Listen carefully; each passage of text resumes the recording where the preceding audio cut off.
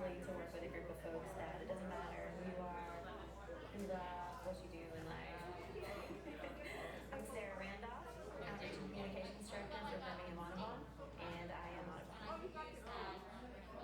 Oh, I see. So when I was a kid, I would go with my dad and my brother and we would get the snow in the fall and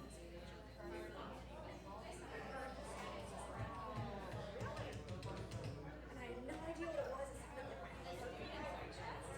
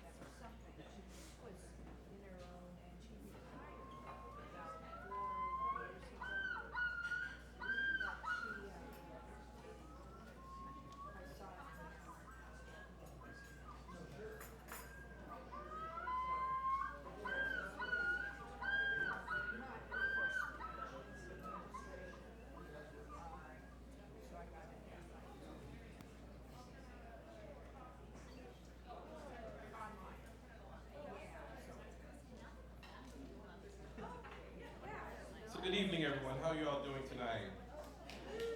Welcome to the Royal Room. It's good to be back here in the place that we call our second home.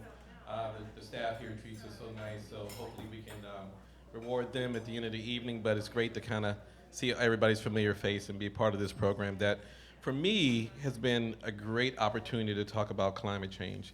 So a little bit about myself. I'm Joey Manson. I'm the Center Director, Super Park Audubon Center. And of course, we do things in many ways as possible to try to connect people to nature, hoping that they use that love of the nature to take conservation actions. A couple of years ago, we came out with a study that talked about what's going to happen to the birds that we know and the birds that we don't know in the face of climate change. If you notice, the name of our program series here is called 3-Degree Affair. And we're talking about currently what's happening in terms of the climate change and the increase in the world's temperature. And we've already noticed what's happening with 1-degree change. We basically put together a list of birds and looked at what would be the outcomes at 2 degrees and 3-degree changes. A lot of that is encapsulated in the handout that you received when you came to the door, but Audubon has a great website, so you can look at birds that you know, birds that you don't know, or birds you've heard about, and you can punch them in, and you can see what's going to happen to them in the face of 1, 2, and 3-degree changes. So it's called Survival by Degrees. If you just look for that on Audubon, you'll find it. And you can see here for a bobolink, you can see what it looks like under a 1.5 degree temperature change scenario, under a 2-degree temperature scenario, and under a 3-degree temperature scenario.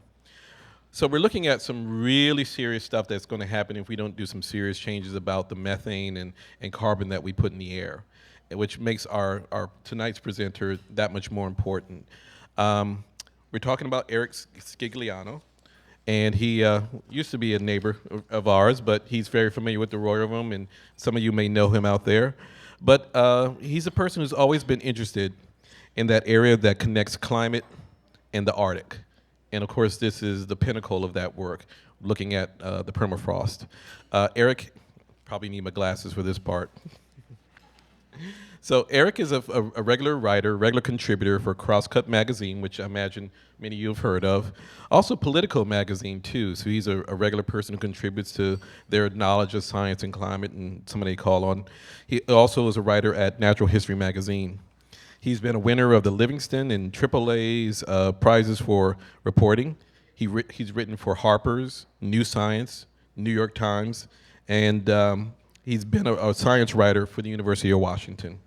He's done his own individual books like Michelangelo's Mountain, The Quest for the Perfect Marble Quarries, Flotsometrics and the Floating World, which is flotsam and jetsam are two of my favorite words, and so that's definitely something I'm going to look into. And this wonderful title, Love, War, and Circuses, the old age relationship between elephants and humans, which I'm not sure any of you really knew about. The book that we're talking about tonight is The Big Thaw. And so it's been a winner of the Washington State Book Award, also a winner of the Nautilus Award, an award for small book publishers and independent booksellers. So this is a phenomenal work that we're talking about, and I believe that he has a lot of passion behind this work because the world needs this type of reporting, and the world needs this type of understanding. And this world needs this also kind of motivation, which will be kind of like the last part of this. So please put your hands together and welcome Eric Scigliano to the stage.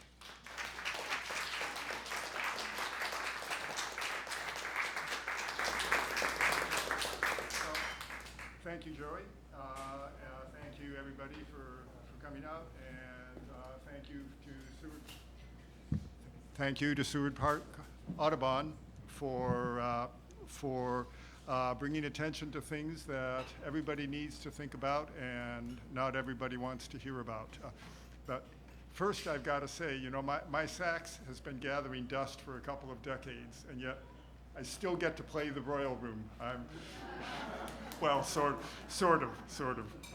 Thank you, Royal Room. The challenge in writing about climate change is to find something more to say than another iteration of the same tale of gloom and doom and folly and greed. This book is an attempt to do that, as Joey suggested, without shortchanging or sugarcoating the tough truth. Part of that mission lies in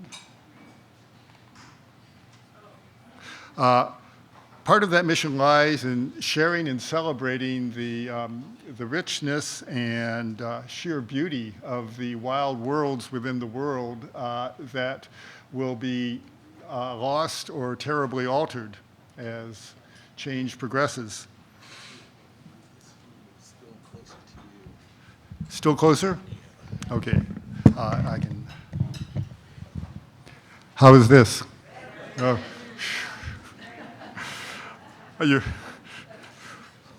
Well, I won't talk anymore about folly and greed just yet. About the worlds that will be lost if global heating continues at a runaway pace. Coral reefs, tropical forests, mountain glaciers, or in this case, the Arctic tundra, seen here along the Kolyma River in Siberia. I should mention that I only contributed the words. The pictures, the better part of the book, are by Chris Linder, who's been working on this project for more than a decade. Today, I'd like to talk about something really sexy: frozen mud, which in a core sample, like this one being analyzed by a Siberian student, looks at best like stale chocolate ice cream, but whose fate will have a huge impact on the future of civilization, humankind, and the planet as we know and love it. I'm talking, of course, about permafrost, which, when we started working on this book 4 years ago, was a pretty esoteric notion. A lot of people really hadn't heard about it. It's gratifying to think that that has changed, and more are learning. Unfortunately, more and more of it is thawing out. Dig into Arctic soils, as in this cave that was dug to store food and research samples in Siberia, and you'll find a world that is earth and ice at once.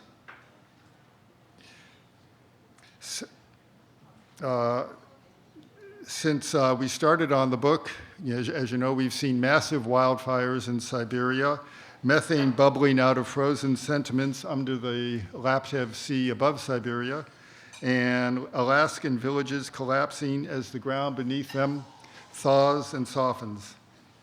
The Arctic does not seem to be so far away now. Its climate is becoming more like ours, and ironically, as we know too well, pushing displaced icy air down south, making our weather occasionally more like the Arctic's. Here's why permafrost matters. You can see that it covers about a quarter of the northern hemisphere's land surface. Tropical rainforests cover only about 7%. This doesn't include vast tracts of submerged permafrost under the seas that have risen since the end of the ice ages, which may contain as much carbon again as the terrestrial permafrost. It circles the globe and extends as far south in the Tibetan Plateau as the latitudes of Houston and Cairo. Humans and other animals have worked out brilliant strategies for surviving in this harsh environment. This is a young gray owl in the Siberian taiga that's resting after fledgling flight. You can see what natural insulation he has, and how well adapted in his way this Evenki reindeer herder in Siberia is. All their ways of life are endangered as as the world changes around them through no fault of their own.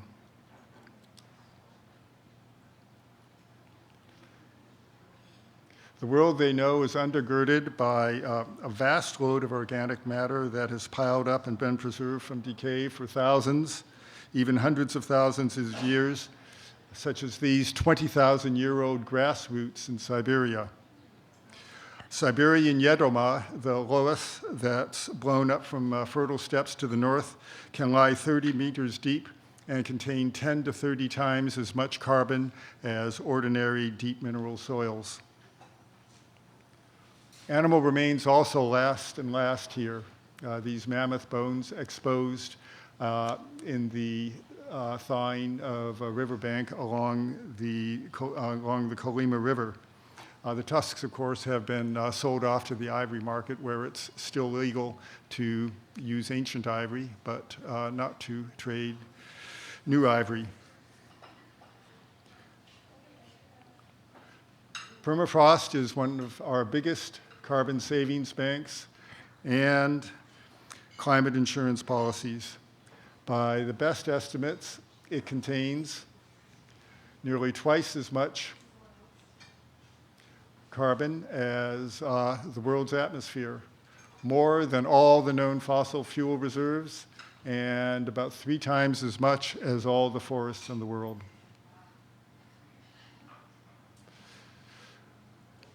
But it's not always so permanent. This savings bank was long thought to be stable and secure, unlike forests that can be cut and burned. The Arctic operated as a net carbon sink. Not anymore. That equation has turned. It's commonly said that the Arctic is warming twice as fast as the rest of the planet, but in recent years, it's been warming much faster than that. Last year, the thermometer topped 100 degrees Fahrenheit for the first time in Siberia, in the same general region where many of these photos were taken. As the soil thaws, it buckles and bends. Houses tilt and become what rooflines sag, and they become what Alaskan villagers call smiley face houses. Trees become what they call drunken trees. Permafrost isn't uniform. It's shot through with frozen water that's seeped in with the contraction and expansion of the soil. And these ice wedges can extend up to 100 feet deep. As it thaws, the active layer, the basically thawing layer, reaches deeper and deeper. The water reaches deeper, and solid ground becomes ponds, lakes, and wetlands, releasing, as you can see, there's always methane release at the surface in summer thawing, but when digestion goes on. But as it thaws, the carbon dioxide also, the carbon equation also reverses. Sometimes it can look like the Denny regrade. Except that it's happening on a global rather than a local scale, and is being resculpted thanks to greenhouse gas emissions rather than with steam shovels and sluice hoses. Fire accelerates the process. It used to sound like an oxymoron. Now you've seen the news of the wildfires in the taiga forests. We'll see more, but the fire doesn't just burn forest.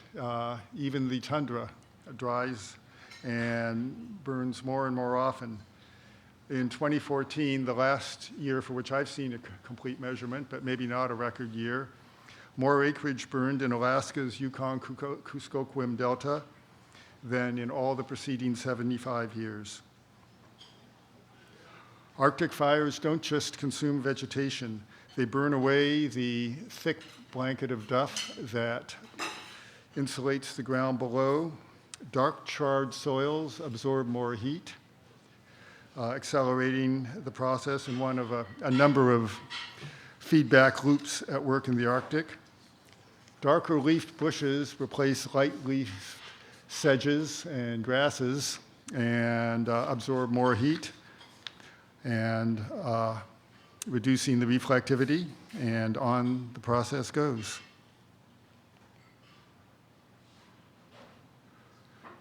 When the ice melts and soils are exposed, microbes get to work digesting all that organic material. The big question is, will they release it as carbon dioxide or as methane, like these bubbles coming up in an Alaskan lake? As you probably know, as you know, carbon dioxide is bad enough and methane is much worse. During its 9 years of molecular life, a methane molecule has about 100 times the heat trapping effect of a carbon dioxide molecule. And then it breaks down to form carbon dioxide. Bacteria operating in the presence of air generally produce carbon dioxide. In anaerobic conditions, such as underwater, they release methane. How much methane depends on a whole host of chemical, geological, hydrological, biological processes. Scientists are scrambling to figure that out and to get a bigger idea of just what we face. We are, if you'll pardon a pun on a subject like this, looking through a gas darkly.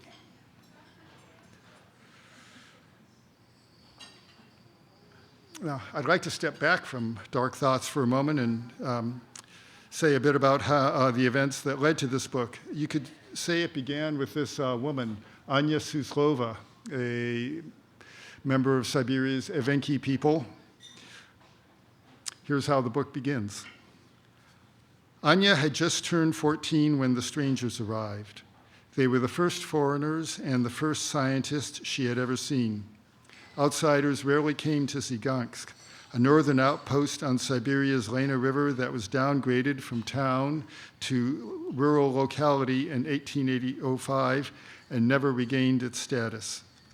They couldn't reach it by land in summer when the ground turned to marshy, tire-sucking muskeg, or by boat in winter when temperatures fell as low as 59 below 0 Celsius, minus 75 Fahrenheit, and the Lena froze as hard as the unthawing soil that lay just a few feet below the taiga forest. In the warm months, Anya's father skippered a government navigation aid vessel, keeping the channels clear on the Arctic's second largest river. Anya rode along with him when she could. That summer, in 2003, a team of Russian and American scientists on a research expedition spanning the Alaskan, Canadian, and Siberian Arctic chartered the boat to take them to various sites on the Lena and its tributaries. There they gathered water samples, chemical evidence of the changes going on in the vast, little-studied Russian Arctic. One of the Americans was Max Holmes, a specialist in river chemistry from a research laboratory in Woods Hole, Massachusetts. Max noticed how Anya shadowed him and his colleagues, observing their curious research rituals.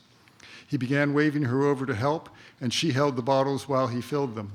After a week, she'd learned all the procedures. If I skipped a step, she would correct me. After 2 weeks, the researchers had to leave. They would not be able to return to the Lena, a costly, time-consuming trek from Moscow, let alone from Massachusetts, until the next year. But Max had a heap of unused sample bottles and a bright idea. Listen, he said to Anya via a translator, it's really expensive for us to come here, and it would be really helpful if you could continue gathering samples while we're gone. It was really no big deal. Max didn't expect anything to come of it.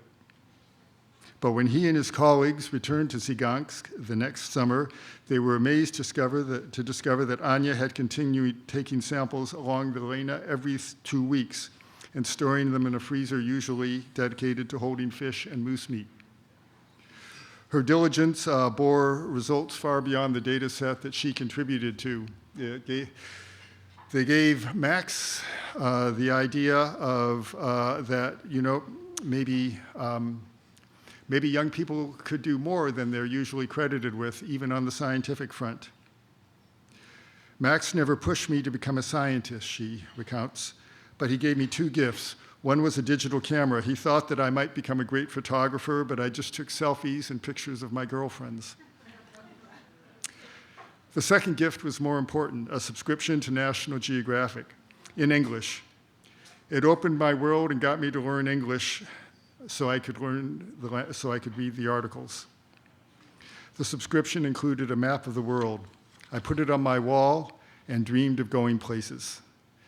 Sure enough, she did, to Yakutsk, and then to Korea, and then to India's leading Indian Science Institute to study, got a master's degree in climate science, and now works as a research assistant at the Woods Hole Research Center, where I met her.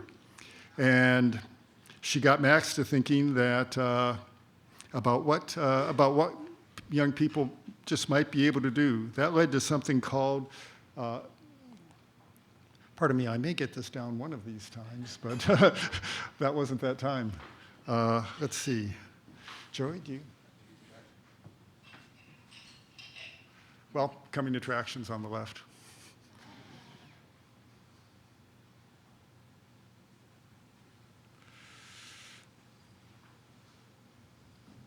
There we go.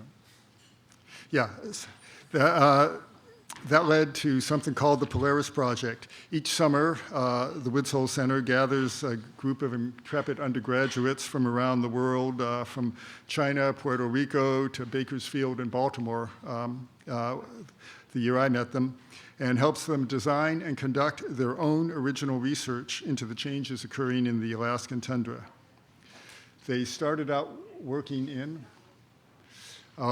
in Siberia at the Russian Academy of Sciences Northeast Science Station, hosted by the inimitable Sergei Zymov. You might have heard of him, who's started a kind of an audacious experiment in rewilding called Pleistocene Park to restore the grasslands of the Mammoth Steppe and the megafauna that used to inhabit them. In the belief that the grasslands will both absorb less heat and store much more carbon than tundra, lichens, and bushes do now. You might have also heard about a Harvard geneticist who has an even wilder idea of adding recreated woolly mammoths to the mix there. The Polaris Project's premise is that because they're not so immersed in conventional thinking and don't have to get good results so they can get jobs and funding, undergrads can take more chances and come up with questions and experiments that no one else might think of. On the ground, it still means a lot of finicky digging into very messy stuff. All the while fending off the famous Arctic mosquitoes and flies. But that premise seems to pan out. One example, one Polaris student, researcher, Nigel Golden, wanted to study animals, but that wasn't really on the menu there. He insisted and set out to figure out whether the many tunnels dug by Arctic ground squirrels in the tundra affect carbon emissions and thawing. He actually found a substantial contribution. His work was widely reported and presented at conferences around the world, and it's added a new factor zoogenic carbon emissions to climate research. In fact, that's Nigel on the right there. Another student researcher, Megan Benke, in the yellow jacket, told me what the work means to her. What's happening to the tundra is objectively terrifying, the way all climate change is objectively terrifying. It makes you feel powerless. But in research, I'm also trying to deal with an interesting problem. Curiosity makes it easier to not feel paralyzed and become a weeping heap on the floor. Getting to study the changes doesn't make them less frightening, but it helps me live with the fear. It's the students themselves who give Sue Natali, Polaris's current director, a glimmer of hope. They're not beaten down, she told me. They feel positive. For them, there are no limits. They bring that spirit to science and to changing the world and making things better. I look at them and I think, you're convinced it can happen? I'm convinced it can happen. Most of us, however, don't have the luxury of transmuting our anxiety and alarm into the curiosity that drives science. The prospect of upheaval in the basic systems that make our planet verdant, fruitful, extravagantly rich in life and variety, and very simply, habitable, is daunting at the least. Scientists warn not just of the dire effects to come if we don't wean ourselves off fossil fuels, but of the effects of greenhouse gases already pumped into the atmosphere, there to reside for hundreds, in some cases thousands of years. As the Oregon State oceanographer Burke Hales puts it, we've mailed ourselves a package and now we can't call it back.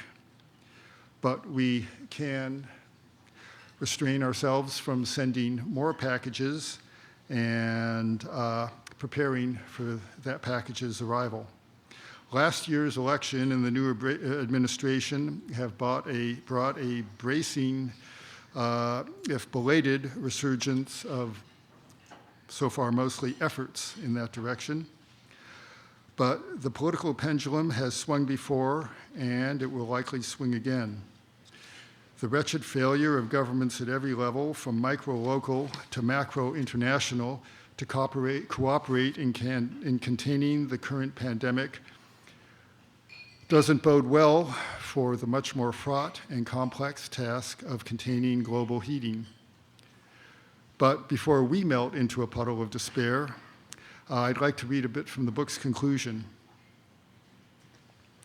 Faced with these dire prospects, it's easy to take refuge in despair, to think, if the glaciers are melting and the coral reefs are dying, I just want to see them before they go. But as the journalist and indefatigable optimist Norman Cousins liked to say, nobody knows enough to be pessimistic. Cynicism, like so many drugs, provides temporary escape, but turns toxic and crippling.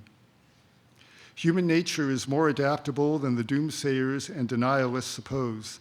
That's the secret of Homo sapiens' runaway success, which has brought us to our current climate plight. Change is really slow until it's fast.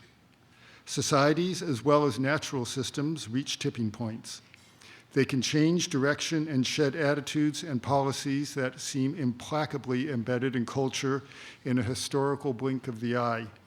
Consider how quickly the isolationist United States and its similarly unprepared allies mobilized to defeat the Axis powers after getting caught flat-footed in 1939 to 41.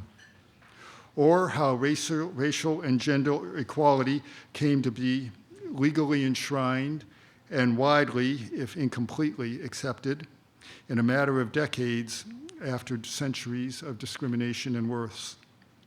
The pendulum swung for marriage equality in just a few short years. Mass mobilization and systemic change ultimately depend on concerted, that is, political action, but they well up first from the bottom, from millions of personal conversions, of examples set and persuasions achieved, ultimately coalescing in popular demand that politicians cannot ignore.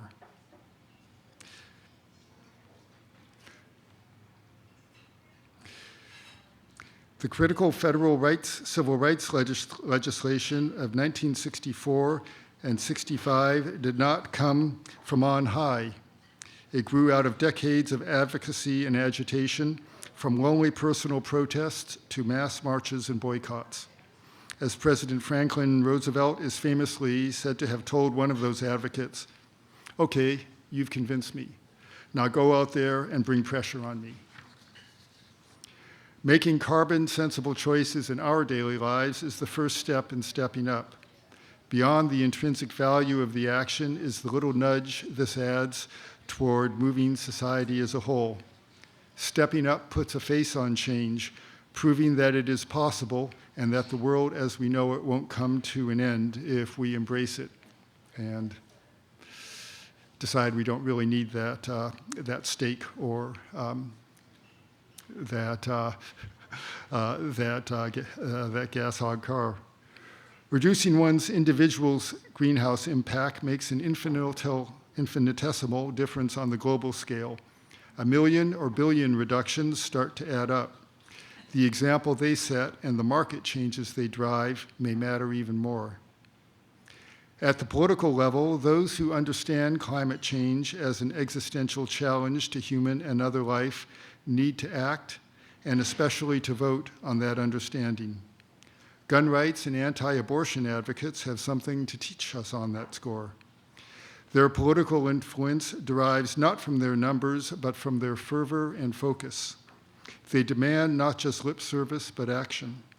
Candidates know they will lose votes if they cross them. By contrast, concern for the climate and support for environmental protection tend to be like delta floodwaters, broad but shallow. Both have grown in recent years, driven by dire storms, flood, and wildfires, and by the threat perceived from the last administration. But Americans polled in 2019 still placed environmental protection below terrorism, economic concerns, healthcare costs, and education on their list of priorities, and climate action lower still. And that was before police violence and the pandemic swamped many other concerns. Advocates for action must show the great mass of lip service supporters that a rapidly heating climate will overturn every other aspect of life. That, as the great civil rights leader James Farmer said, if we do not save the environment, then whatever we do in civil rights will be of no meaning, because then we will have the equality of extinction. Excuse me,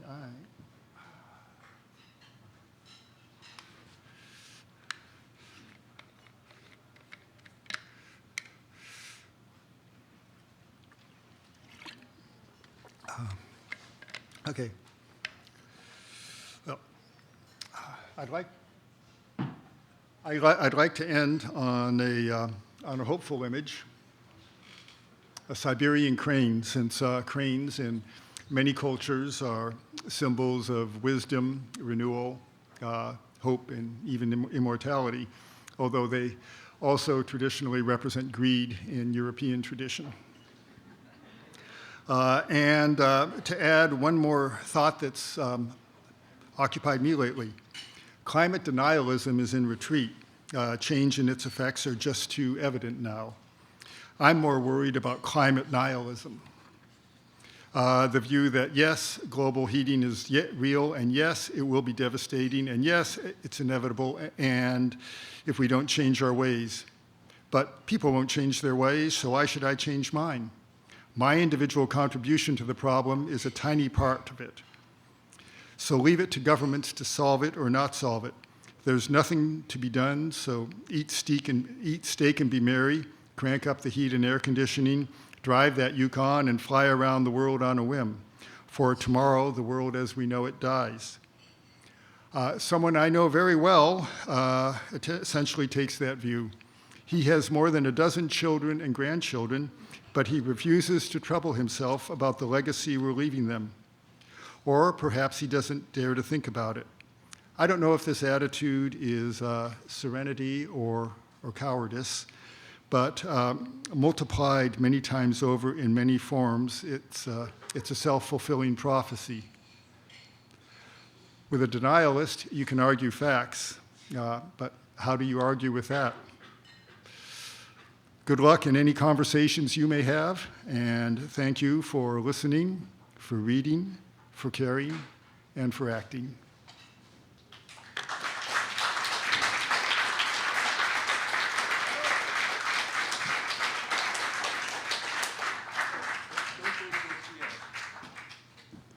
Thank you so much, Eric. As you can see, this is very important work that he's talking about. And I'm sure people out there have questions. And Eric, if you wouldn't mind, we'll go ahead and field a few of those. Oh, actually, I'd much rather hear your questions than to listen to more of me. Yes, right here. So if there's more ground squirrels, is there more carbon release or less? They do expose it to air, which means to warming, which means to, about the ground squirrels, whether they cause more carbon release or less. They do expose it to air, and so that can enable more warming and release. On the other hand, because it's exposed to air, it will be released as carbon dioxide rather than methane. When I said substantial, I meant substantially measurable. I don't think it's far from a huge factor, but it is just one more factor when they're trying to get a precise carbon exchange balance.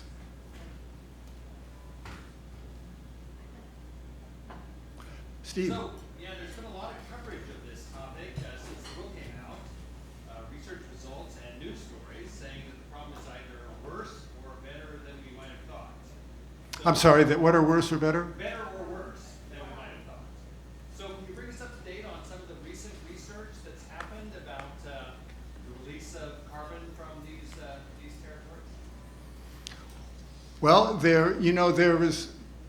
there's been a back and forth. I think a lot of it is also about releases from underwater methane clathates, frozen methane, basically, at the deep levels, which some people thought would be a big time bomb. Then did not look so unstable. But we actually are getting releases. Yeah, everything I've seen says that the releases are continuing and even accelerating. It's happening ahead of what was projected 10 and more years ago, when they expected more stability. Steve, by the way, this is Steve Olson, a science writer par excellence here in Seattle. And I was just going to say, have you seen any recent research that suggests otherwise? No, but there was some suggestion that the problem wasn't that bad, which was then countered by other research saying, no, in fact, releases it, like you say, are accelerating. Sure. Well, yeah, and these are enormously complex systems, and you've got, like that little case of the ground squirrels. You've got all sorts of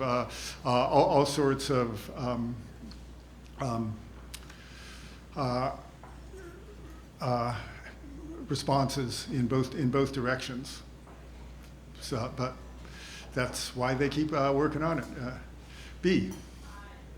So to what extent is the warming that's happening in the Arctic affecting indigenous peoples there? How dramatically are people's lifestyles changing?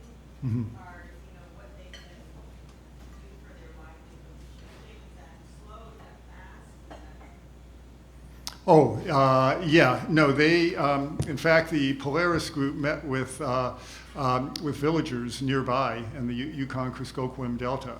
They were talking about what they were seeing, and, and said, I used to have to to shore up my house, basically re-anchor my house every 5 years. Now I have to do it every year, and I'm not sure how long I can keep doing it. The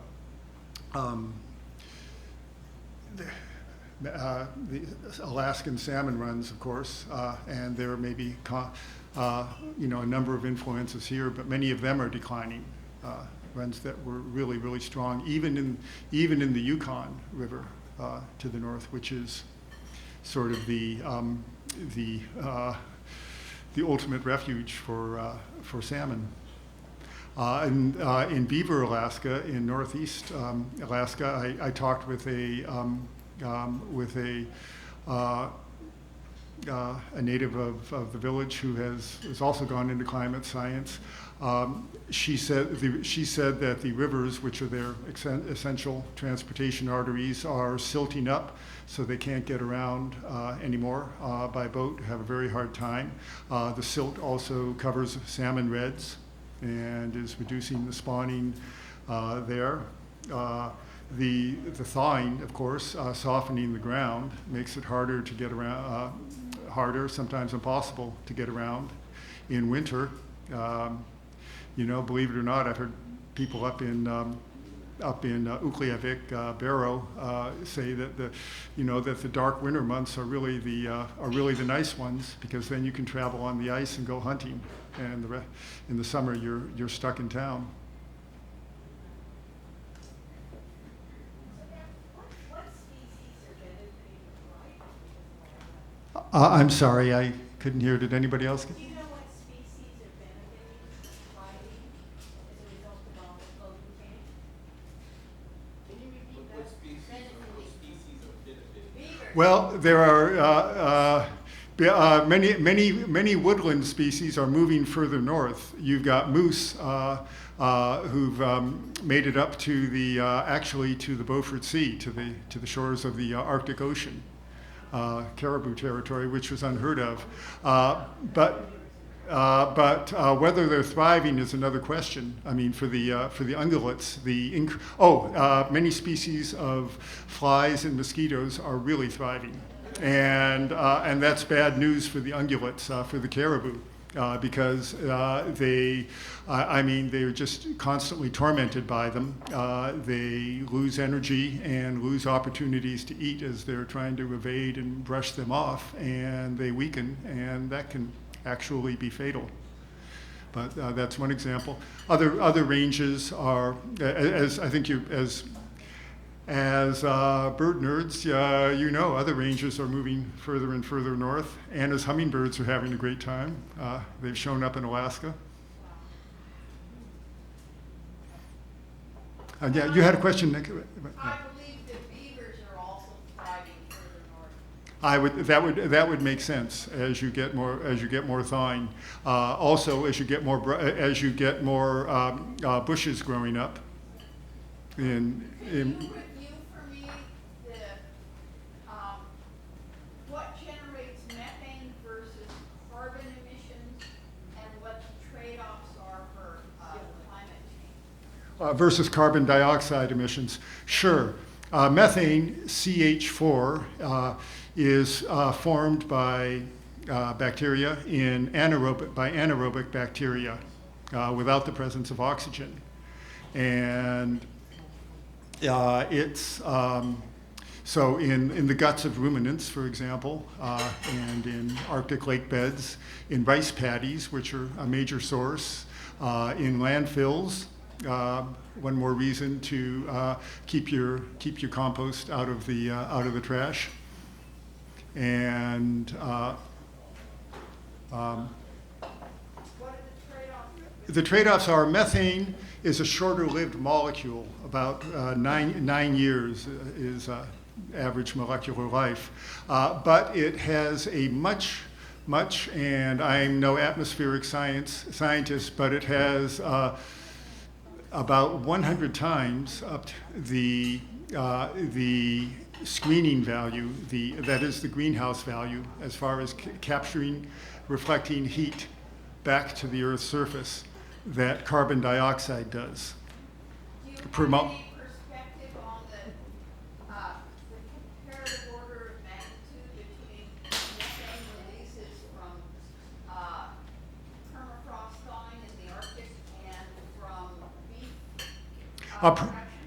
Permafrost thawing is still would be a tiny factor on the global scale, but that's of course because permafrost was supposed to be um, um, a stable containment. The largest source of methane, it's actually a natural one, kind of a baseline, is wetlands. But wetlands are important for many, many other reasons. The largest anthropogenic source is cattle, sheep, and is agriculture, mainly ruminants. The next largest is fossil fuel use. Methane gas is released in coal mining. It leaks out of in the transmission and storage of natural gas. Fixing that is pretty straightforward plumbing, but you have to make the companies do it. The Biden administration is reinstating rules there. And the next largest anthropogenic source is rice paddies, which, rice is nice, but there are all sorts of other grains that are tasty too. I found that stir fry goes great on barley. Joey. Could you speak for a minute about the release of ancient viruses and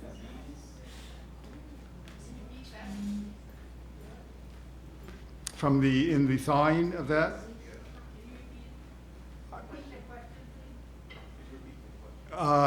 Joey asked if I could speak some about the release of ancient viruses as organic matter, as they thaw.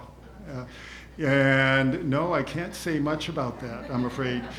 But if you can, please, I'd like to hear about it. That's something I've heard about in Siberia, that things like smallpox and things like bubonic plague, Mhm. things like that are re-emerging. Oh, yes. And yeah, okay, not just viruses, but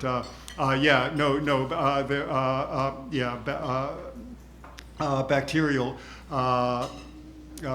spores. Anthrax is one that can stay buried in the ground, can stay dormant for many decades and be released.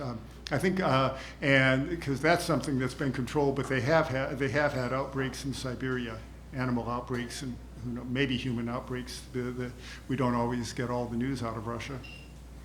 And I think bubonic plague is kind of endemic in a lot of rodents there, and in the southwestern United States.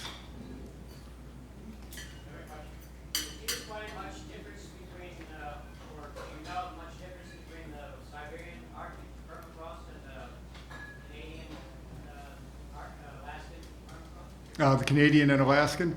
Well, there's a lot more in Siberia because Siberia is a lot bigger. There seems to have been, but I haven't seen any good data, more dramatic warming in Siberia in the past few years. The temperatures have run really high. There's probably deeper organic permafrost in Siberia, just because you've had so much soil blown up from the vast steppes of Central and Eastern Asia, and it can be 100 feet deep. The Yeroma there. I haven't seen measurements on, and I don't know if anybody has really done measurements on Canadian and Arctic permafrost to see how deep that organic material goes. Is there any compositional difference? You have some. It's basically the same process. You have some difference in species, but the compositional difference, I suspect, but I don't know, is that there might be deeper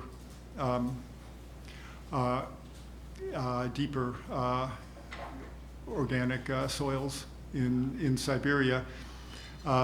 what you have also varies, of course, in terrain. I mean, in upland mountain areas, Alaska is a mix of flat and mountainous. Although, of course, in the mountains you tend to still have permanent snowpack.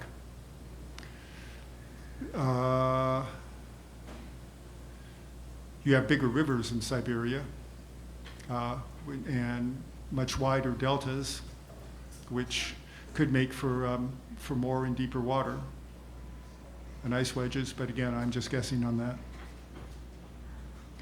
Yeah. One more who hasn't asked yet, and then. Besides voting for the right people, to get things done on a global scale, what can each individual do? What can we teach our children?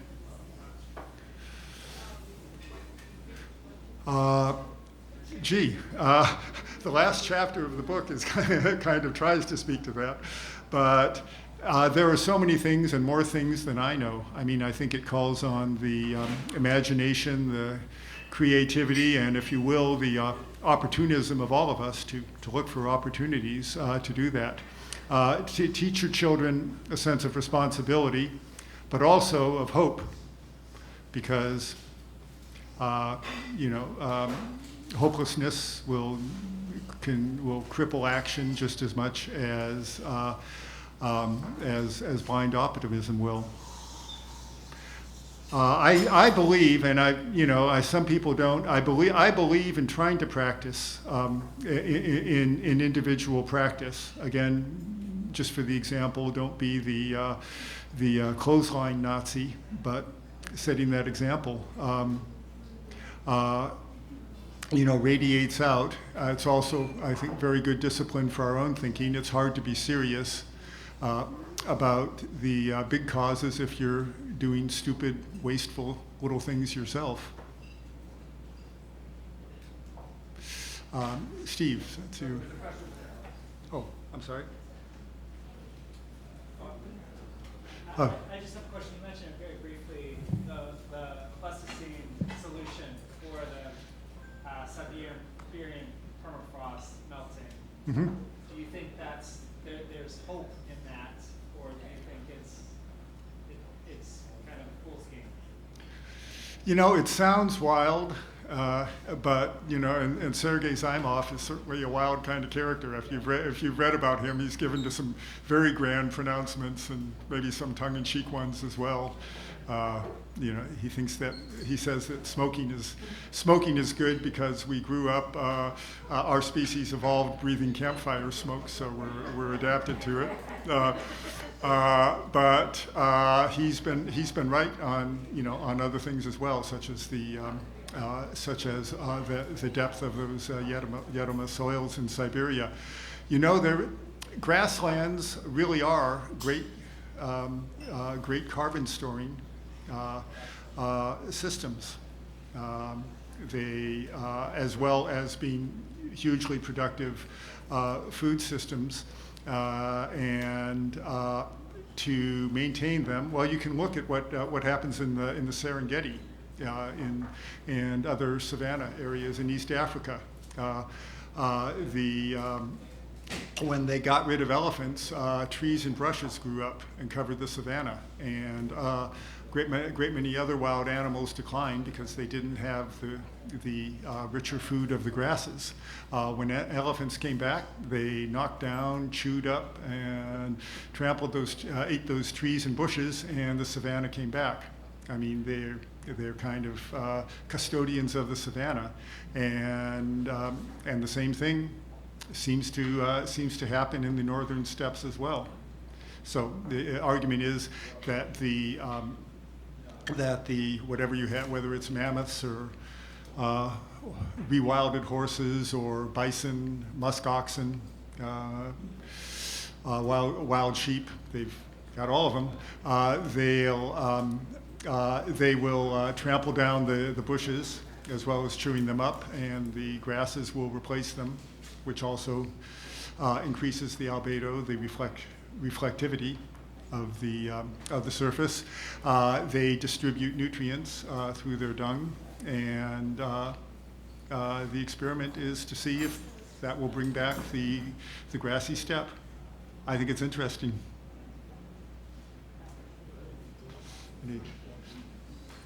Don't go anywhere yet. I think we still have a couple questions. Oh, okay. Do we have time? Oh, yeah, we did. Oh, okay. Yeah, please. About kind of feed that you could give to cows, and then there was Yeah, seaweed, that reduces the methane. I think that's also really interesting and really, really encouraging. I don't know that if it's, and there have been some trials that seem to suggest that it works. It doesn't eliminate the methane, but it does reduce it. But there's still a lot of methane released. The environmental impacts of cattle, of 1.5 billion cattle on this planet don't of course end with the methane releases, the amount of water consumption, and that. I should say also, though, in restoring the in restoring the step one factor, you have to consider is how much methane those animals, especially the yaks and musk oxen and other ruminants will release. That would be one part of the balance. B, I think you had another.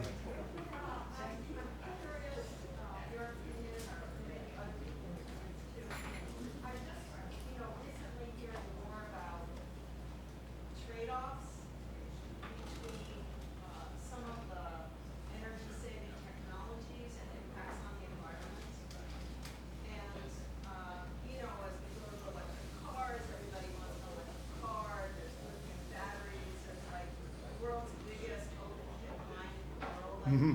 Chile for lithium, and then there's, the migratory routes of the birds with the wind power, and so how do we move forward in a way that considers what the actual trade-offs are, Mm-hmm. and is able to mitigate those, or even understand what they are. It's a lot of work, but policy making is always like that. Whether you're talking about education, transportation, policing, where is the balance between in getting security and equity? Police who will protect people and who can protect people sometimes with violence and not endanger people. It's the work that you have to do, and as they say, these are empirical questions. You can cite the windmills away from bird migration corridors. You might also think about doing the same, or finding other ways to mitigate skyscrapers, and of course, and you. I think that there should be more of an ethic of use it up before you need to replace it. I mean, I'll make a confession. I lose a lot of respect when people see my car, which is a 1991 Geo Metro with a 3-cylinder engine that gets 51 miles on the highway and high 30s average. But I'm going to drive it as long as it'll drive. Its kind of embedded energy has been fully amortized, and it always finds a parking space too. I'll drive it. I'll drive it as little as I can, but when I need to drive, I'll use that. It's the same way in building reuse, when there was all the enthusiasm over LEED standards and companies and agencies were competing to boast about their wonderful super energy efficient, water efficient buildings. Well, they were often tearing down perfectly good buildings that could be repurposed, and though they would never be as efficient, would take much less of cement, which has a terrible carbon footprint of its own. So, yeah. So what's one thing as we as individuals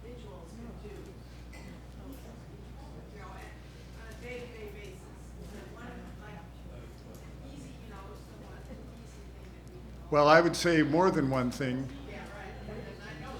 But are you asking about what's some low hanging fruit?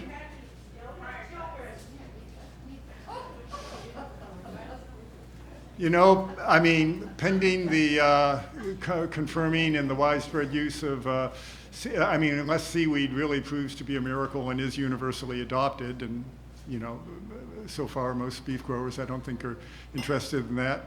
I mean, really low-hanging fruit is eating no meat or as little as you can, and make it something other than beef, lamb, or depending where you live in the world, goat. That's a lot. I mean, there are others that are not huge in impact, but are also really easy. I mean, clotheslines are great. I've dried clothes in 11 out of 12 months of the year in Seattle. You look for your sunny day. I learned it from my mother, who always had a clothesline, and you know, it's just. I mean, it's not a huge impact, but dryers 90% of the time, I think, are just superfluous and more trouble. You know, time spent out in the sunshine hanging clothes is not deducted from lifespan, especially if you have birds coming around. I had an Anna's hummingbird do that great mating buzz bomb mating display just as I was at the clothesline. That's just that's an example of something really easy. I mean, obviously walking, bicycling are good for us, and taking the bus is good. As far as your house, I mean, you know, seal the cracks and fill in the insulation before you go spend a lot on solar panels. So those are great too. And then go get the solar panels or the high efficiency or the heat pump. Yeah. I'm sorry, Ann, did you?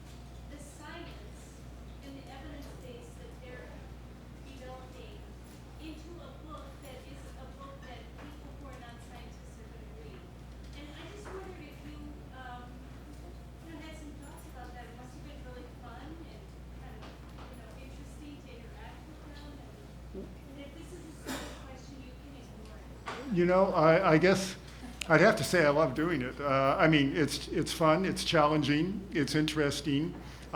It's in a way I feel like such a, I don't know what, I kind of like a hanger-on around scientists who are doing the real research, because I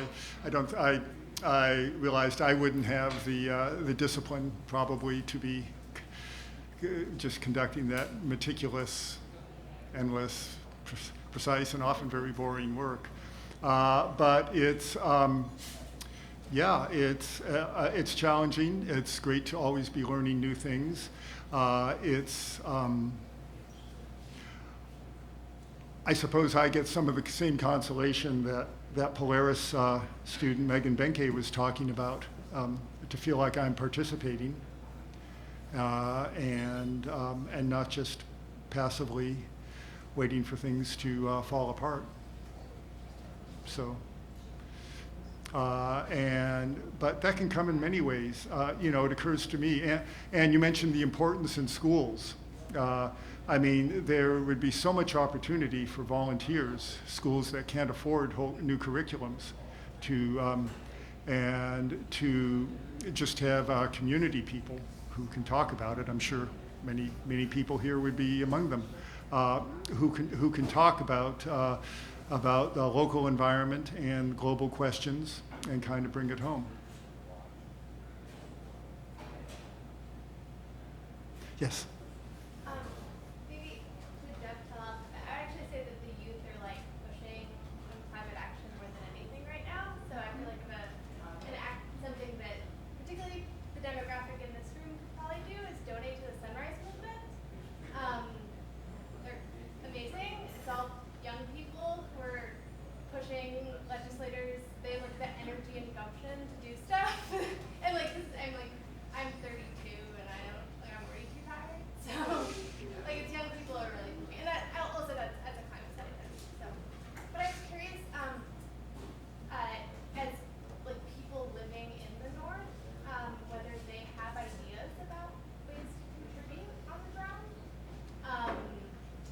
Just in terms of I think about the fires in California and how land management, there is something that people can do to make a difference, and whether there's actions along this idea of livestock making a difference in permafrost, whether there's ideas coming from the people living there that you've heard of.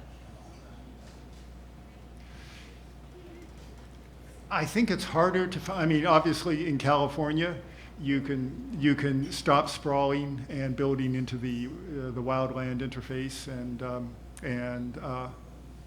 exposing people to more fires and potential fires to more people. But it's again on the political level.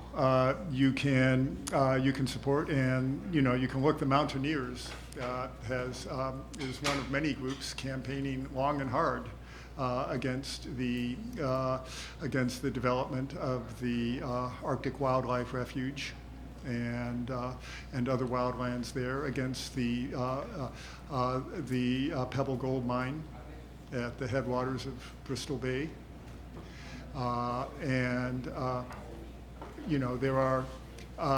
There's a lot to do just to keep energy and mining companies' hands off of those rich but really precarious resources. There are so many feedback loops in the Arctic, and they're happening at such big scale. As far as I can see, it's harder to specifically address them. But everything you do down here, is to the benefit up there, because everything down here, from mercury emissions from coal burning to plastic waste, goes from the densely inhabited mid-zone of the planet to the sparsely inhabited Arctic. But yes, support the young people, and if that wasn't implicit in what I was saying before, that's really another take-home I got from seeing the Polaris people. They're clear-eyed and they're not so jaded, and whether Extinction Rebellion, the Sunrise Movement, and many others. It's time for us to follow them.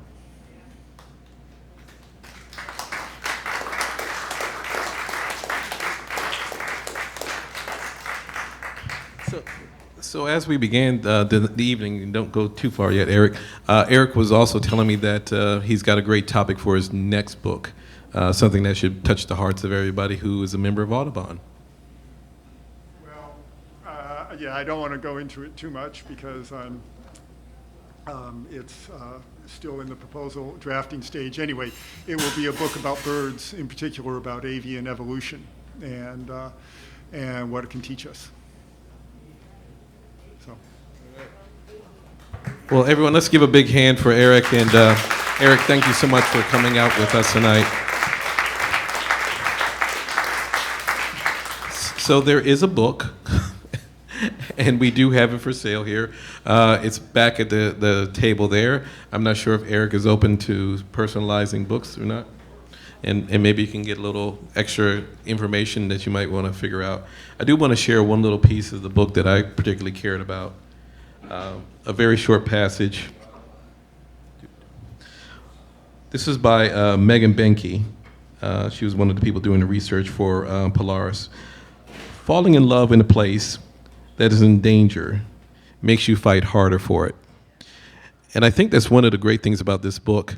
As Eric was scrolling through a lot of those images, you saw that there were so many great images captured by Chris Linder. And the books that are coming through Braided River are almost coffee table books with such rich images that are printed very, very well. And so this book is about science, it's about wisdom, it's about heart, it's about place, and it's about opportunity for you to do something about it. So I encourage you all to get a copy of this book, and then once you finish reading it, pass it on to someone. Because one of the things that really comes out of the book is that not everybody knows about permafrost. And if you don't know about permafrost, you don't know about the condition that it's in right now. So this is an opportunity for you to kind of pass that information on. And as you can see, that big image on the screen there, wonderfully captured, is methane bubbling up underneath the water. And so that's the critical condition that circumstance is reached. And as we leave for the evening, I want to give you a little something a local artist put together. She wanted to talk about a really artistic way to show about carbon.